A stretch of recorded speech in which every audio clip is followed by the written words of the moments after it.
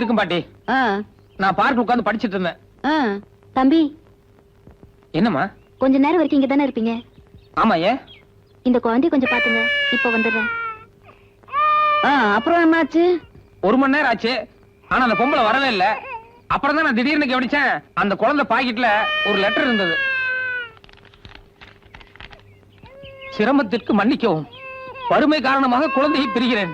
ஐயோ, குழந்தையை ஒரு காப்பகத்தில் சேர்த்து விடவும், நான் இனி உயிர் வாழப் போவதில்லை. சற்று நேரத்தில் சாக போகும் முத்துலட்சுமி. ஐயோ, கரெக்ட் பாட்டி.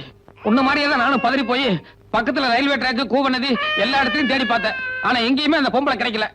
இந்நேரத்துக்கு மேல நான் குழந்தை எங்க விட்டு வர்றது?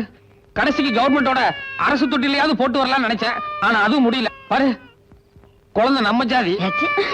பாட்டி, இன்னைக்கு ஒரு ராத்திரிக்கு மட்டும் குழந்தை நம்ம வீட்டுல படுக்க வச்சுக்குவோம். காலைல எந்திரிச்சதும் முதல் வேலையா ஏதாவது ஒரு அனாதை இல்லத்துல கொண்டு போய் குழந்தைய விட்டு வந்துடுறேன். ஆமா.